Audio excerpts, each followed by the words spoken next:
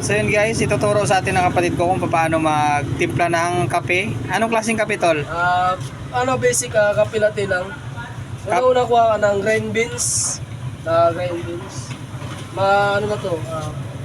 17 grams ng grain beans natin.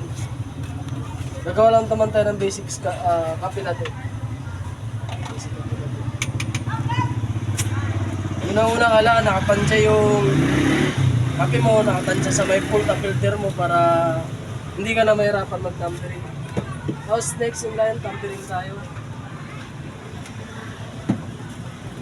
Kung saan ka, tapos release ng tubig para sa hindi didikit yung mga naiwan-iwan na kape. Tapos press natin yung double espresso para makita natin yung labas niya. Basic lang to, kumuna to sa mga barista na barista na talaga. Next, gagamit tayo ng fresh milk, GP milk, fresh milk. Daligaw, baka naman, daligaw. Tapos, kuha lang tayo ng single lang.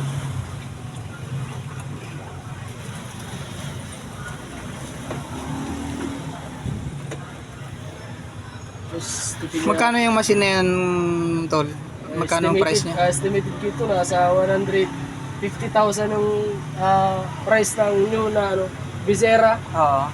B16 to medyo... Ibig sabihin hindi pala basta-basta yan, mahal pala yan? Oo, mahal lang kasi Italian coffee espresso machine. Italian. Tapos, release tayo ng pressure para na-steam tayo ng lapit mo nito. Mag-steam tayo ng milk. Ito na yung basic na steaming ng milk. Kailangan na hawak natin yung picture natin para malalaman natin yung tamang init na lang ng milk. Kasi pag sobrang init, nakakasunog ng labi yun. Nakatansay na natin. Ito, mga ganito, okay na. Tapos, gagawa tayo ng latte art. Basic latte art lang natin. Rose or Rosetta, pwede naman. Release natin yung tabi. Wala natin yung release to. Tapos, kailangan may krema. Hindi tayong krema ng kape. Kailangan nalo natin para hindi bubuo. Tapos, pupuro na tayo ng kape.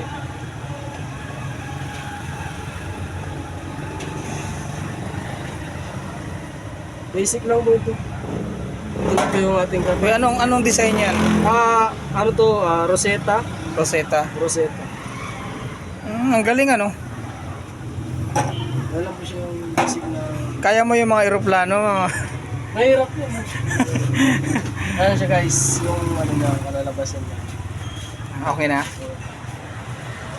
So yun guys, yun lang muna yung upload namin ngayon. Sa sunod na mga araw na naman yung mga shake, yung mga cocktails, yung mga ano pa bang iba? Ang dami, di ba?